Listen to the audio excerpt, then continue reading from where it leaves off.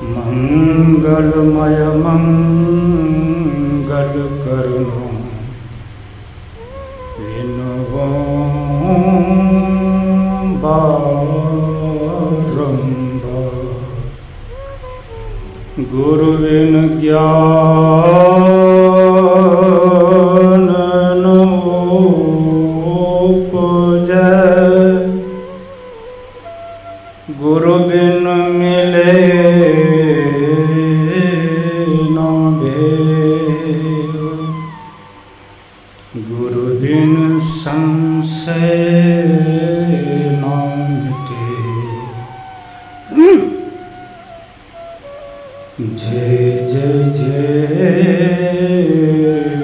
गुरुदेव, जय जय जय गुरुदेव।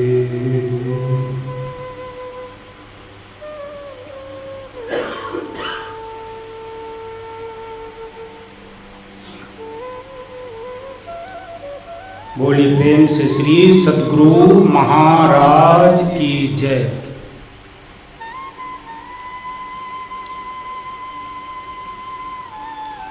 सर्वोच्च सिंहासन पे विराजमान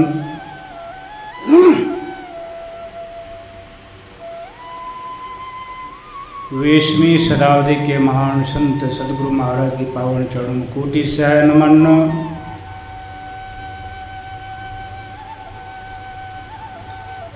इस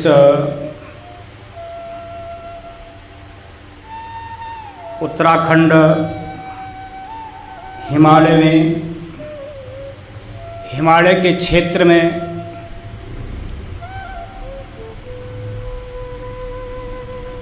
यह महर्षि में ही ध्यान योगाश्रम, जहाँ पे सत्संग नित्य और ध्यान नित्य ये होता ही रहता है। और विशेष आज साप्ताहिक के अवसर पर यह सत्संग जो हो रहा है, हम सबों के बीच में स्वामी सहजानंद जी महाराज, स्वामी अनिलानंद जी महाराज और हमारे ब्रह्मचारी गुरु भाइयों, और इस यंत्र के माध्यम से अपने घर बैठे हुए सत्संग से लाभ उठाते हुए माता एवं बहनें सबों के अंदर में उस परमपिता परमात्मा को बार बार नमन।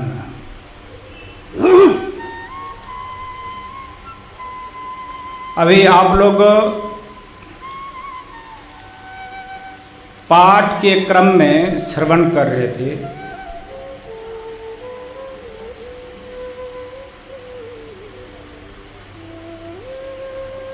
ऐसे भारत देश ऋषि प्रधान होते हुए पर भी कृषि प्रधान, और उसमें भी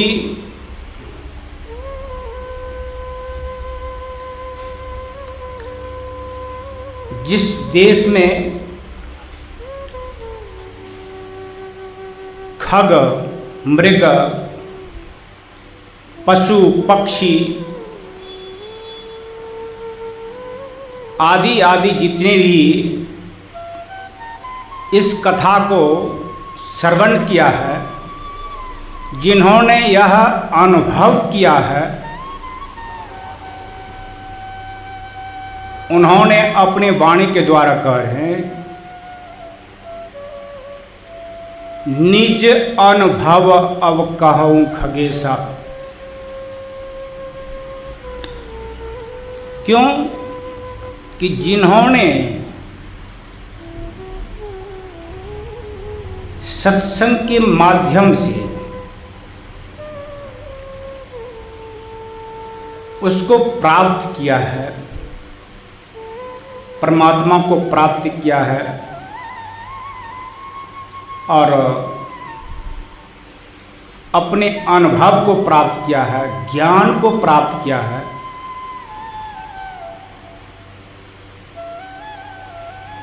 उन्होंने ही कहा कि निज अनुभव अब कहूँ खगेशा।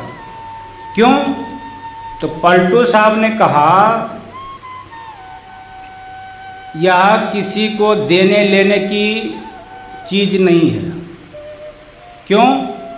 तो कहा अपनी अपनी करनी अपने अपने साथ, अपने अपने साथ करे सो आगे आवे। अब जिन्होंने जिस तरह का साधना किया, सत्संग किया,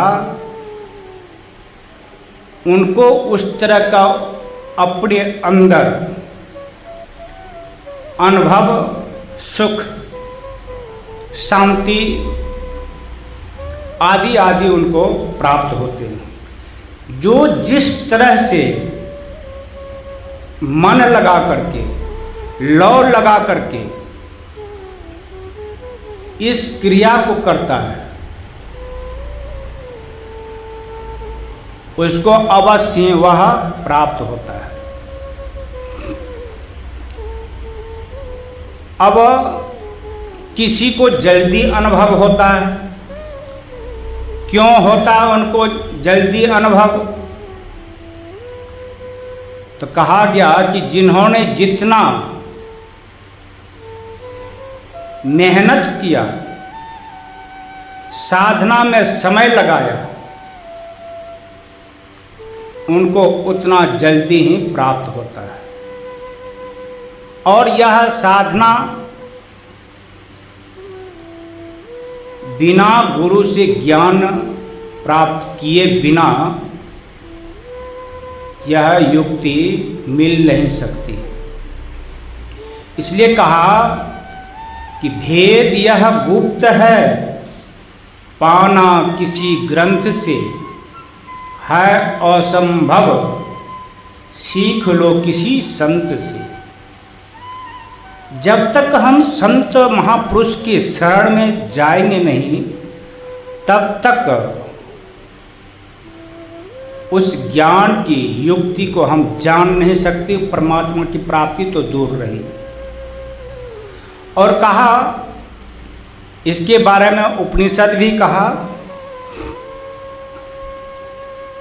उत्तिष्ठत जाग्रत प्राप्य प्राणि बोधक क्षुरस्य धारा निस्ता दुरत्य दुर्गम पथस्थ कव्यो वदंती। उपनिषद भी साक्षी। और उन्होंने भी कहा कि जब तक गुरु के शरण जाकर के उनसे ज्ञान युक्ति प्राप्त नहीं कर लेते हो, तब तक उस परमात्मा का अनुभव नहीं हो सकता। और भगवान कृष्ण ने भी कहा तद विद्धि परिपाते न परिपस्येन शिव्या उपदेक्षिन्ति ज्ञानी ज्ञाने न तत्दर्शिनः। भगवान कृष्ण भी कह रहे कि जब तक उस तत्व को प्राप्त किए हुए गुरु के पास जाओगे नहीं, उनसे अनय विनय करोगे नहीं, तब तक उस युक्ति की प्राप्ति नहीं हो सकती। जब तक युक्ति की प्राप्ति नहीं हो सकती तो फिर भक्ति परमात्मा का कैसे कर सकते हो? लक्ष्मीनाथ जी महाराज ने कहा बिनु गुरु जप तप, बिनु गुरु जप तप दान व्यर्थ सब, तीर्थ फल नहीं दाता। गुरु की कितना महानता है। और गुरु नानक देव जी महाराज भी कहा, वो तो एक एक दृष्टांत देते हुए कहा, सुमरन कर ले तो सुमरन कर ले गुरु नाम बिना। गुरु की नाम को कैसे हम स्मरण करें? तो उनके शरण जा करके उनसे युक्ति जाने, और फिर किस तरह से? तो परमाराज सदगुरु महाराज ने भी कहा, हम सब डेली ही प्रायः गाते हैं, अति अटल श्रद्धा प्रेम से गुरु भक्ति करनी चाहिए। किस तरह से? तो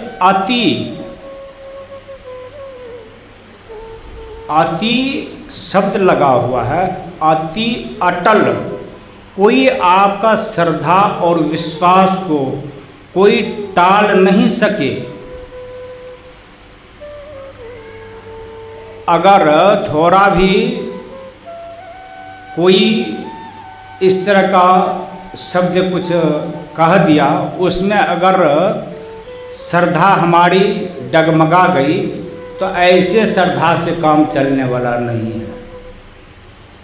इसलिए परमाराज सदगुरु महाराज ने कहा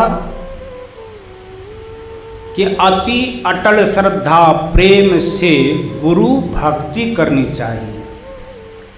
और इसी के बारे में भगवान कृष्ण भी फिर दर्शा रहे हैं कि श्रद्धावान लभते ज्ञानम तत्परा संयते इंद्रियः ज्ञानम लब्ध्वा परम शांति मचिरेणाधिगच्छति। बिना श्रद्धा का, विश्वास का कोई आज तक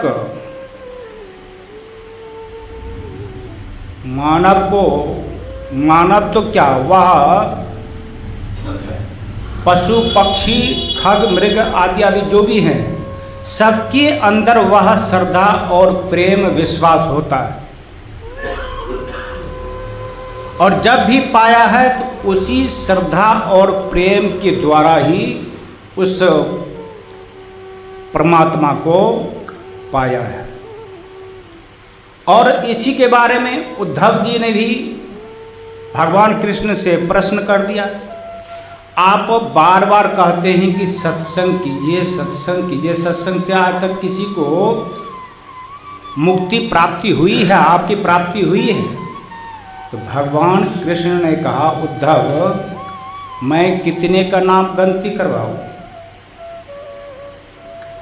मानव से लेकर के दानव तक, और दानव से लेकर के पशु पक्षी तक को भी हमारी वह प्राप्ति हुई है।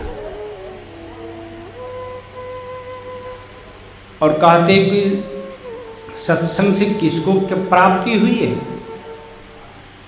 बहुतों को प्राप्ति हुई है।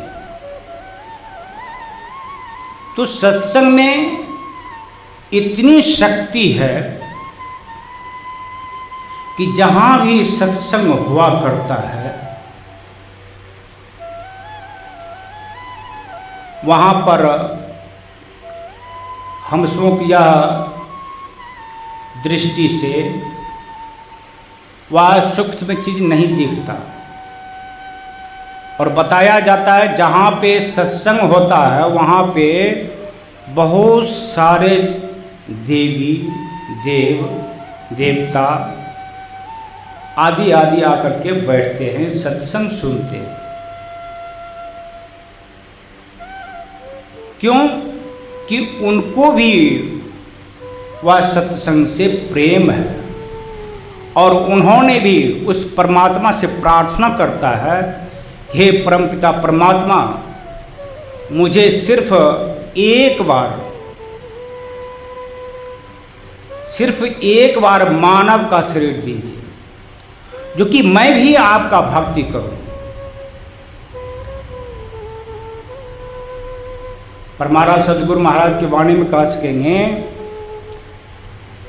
अति पावन गुरु मंत्र मन ही मन जाप जपो, उपकारी गुरु रूप को मानस ध्यान थपो, देवी देव समस्त पूर्ण ब्रह्म परम प्रभु गुरु में करे निवास, कहत हैं संत सब। तो जहाँ सत्संग हुआ करता है वहाँ पे वह देवी देवता सब के सब सूक्ष्म रूप से बैठते हैं। जब भगवान शंकर को सत्संग सुनने की आवश्यकता पड़ता था, उसकी जब इच्छा होती थी तो कहाँ जाते थे? इसी काकभुसुंडी जी महाराज के पास, जहाँ पे कि काकभुसुंडी जी महाराज जहाँ सत्संग क्या करते थे, वहाँ पे अब मानव के रूप में कैसे जाएंगे? तो वहाँ पे बहुत सारे पशु पक्षी हैं, वो तो मानव को देख के भाग भी सकता है या उसको डिस्टर्ब भी हो सकता है।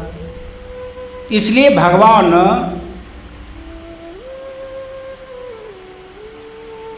भोले दानी अभरदानी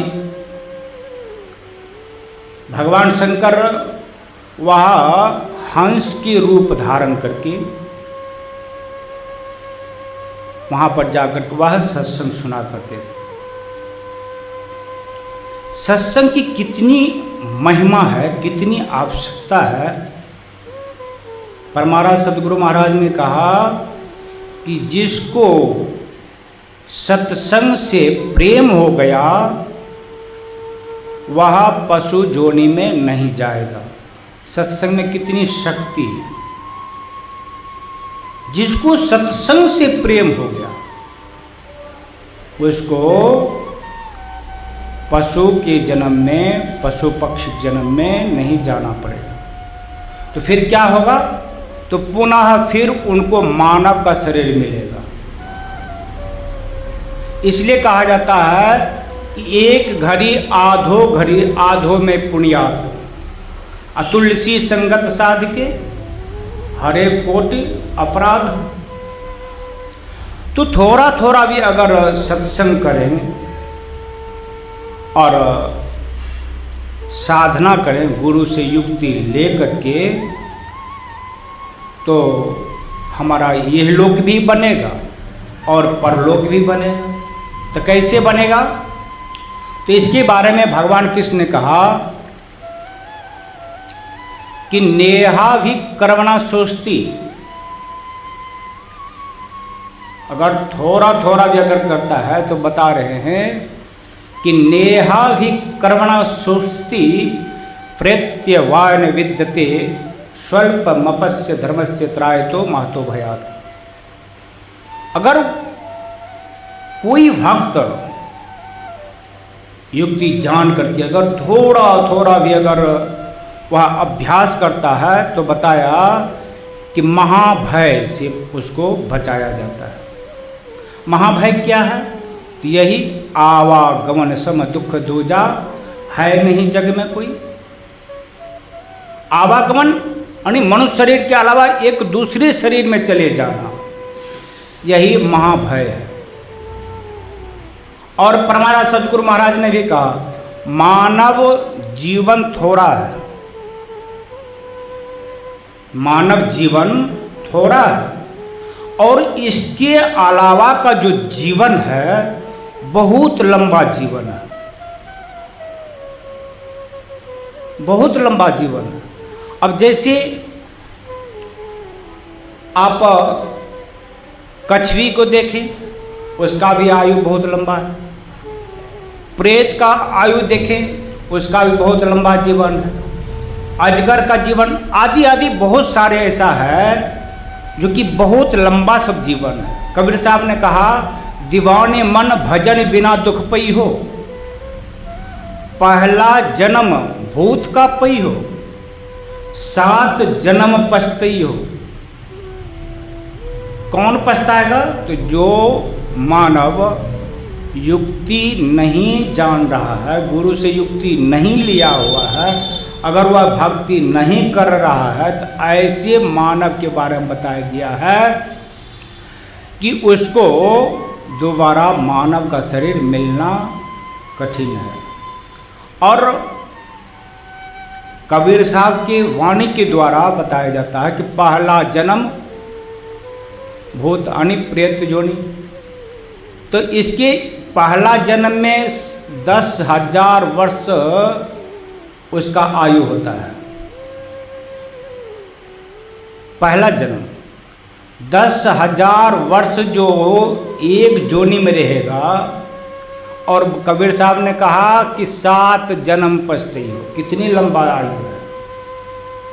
इसीलिए हम मानव को बताया जाता है ऋषि मुनि सदग्रंथ भगवान कृष्ण भगवान राम और त्रिदेव भगवान शंकर सबके सब एक स्वर से ही कहा कि जब तक हरि भजन करेंगे नहीं तब तक हम सबों का यह कल्याण होने वाला है नहीं। और टाला टूली करने से यह भक्ति नहीं होती। जिस तरह से किसी मानव को किसी व्यक्ति को प्यास या भूख लग जाए, अब या दूसरा दृष्टांत लीजिए, गर्मी का मौसम है, धूप के कारण पूरा बेचैन है और वह एक छाया के लिए कितना उसको अंदर में तृप्ति हो रही है कि कब मुझे छाया मिले। तो इस तरह के जब किसी के अंदर वह लगन या तृप्ति जागरूक होता है तभी उसको आगे कुछ प्राप्ति होती है। यहाँ तक कि बताया गया है रामकृष्ण परमहंस देव जी महाराज से एक व्यक्ति ने कहा कि आप परमात्मा को देखे हैं? तो हाँ, तो मुझे भी दिखा दीजिए। तो उसने कहा कि चलो नदी किनारे चलो। नदी किनारे गया और ठेंगना से ऊपर पानी में घुसाया, अंदर पानी के अंदर गया और उस व्यक्ति को कहा कि इस पानी में डुबकी लगाओ। डुबकी लगाया और रामकृष्ण परमहंस देव जी महाराज उस व्यक्ति का गर्दन को थोड़ा दबा के रखा पानी में। अब सोच सकते हैं कि उस व्यक्ति का क्या हालत होता होगा पानी के अंदर। वो भी देख रहा है कि कितना देर तक यह दम साध रहा है। जब छोड़ा तो कहा कि महाराज आप हमको परमात्मा का दर्शन करा रहे थे या क्या हमारा जान ले रहे थे? बोला बस जिस समय हम आपको दबा के रखे थे उस समय आपके अंदर किस तरह से महसूस हो रहा था, कैसा महसूस हो रहा था? बोला ये भी बात कोई पूछने वाली है? हमारा तो लगता था कि अब प्राण मेरा निकल जाएगा, अब दम छूट जाएगा, अब छूट जाएगा। बोला बस जिस समय जिस घड़ी ऐसा तीव्र उत्कंठा हो उसी समय परमात्मा प्राप्ति होती है। लेकिन हमको हम सबों के अंदर उस तरह का कब होता है? जो जिस समय दीक्षा लेता है उस समय उसको कुछ अनुभव होता है कि तीव्रता कैसा होना चाहिए, भजन करने का कैसा उसके अंदर जागृत प्रेरणा किस तरह से होता है उस समय जिस समय की वह दीक्षा लेता है। और उसके बाद जब दीक्षा लेकर के हटता है तो जब तक उस महाराज जी का प्रभाव रहता है, गुरु का प्रभाव रहता है, तब तक तो माया उससे दूर रहता है। जब माया धीरे धीरे जब उसमें प्रवेश होता है किसके कारण?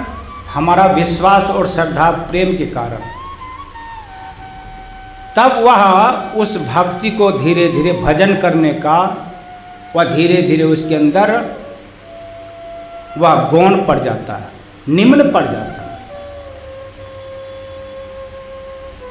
तब उससे भक्ति आजकल टालाटुली होना शुरू हो जाता है। ऐसे भक्ति से काम चलने वाला नहीं है। तो कहा कि जिस समय जो व्यक्ति दीक्षा लिया तो उसके बारे में बताया कि जैसी लगन पहले लगी, जैसी लगन पहले लगी ऐसे निमहे और, तो अपने को कौन कहे तारे पुरुष लाख करोड़। वही व्यक्ति, वही मानव उस परमात्मा को प्राप्ति करेगा और कितने को उद्धार कर सकता है, कल्याण कर सकता है।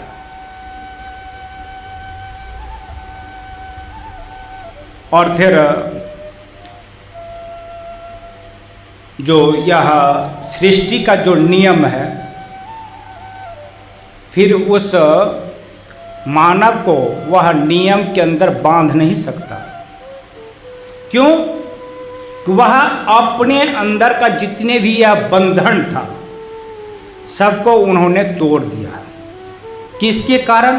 तो साधना के कारण। साधना करते हुए सबको बंधन को तोड़ दिया और वह आवागमन से मुक्त हो जाता है और उस परमात्मा का भजन करके उस परमात्मा में मिल जाता है।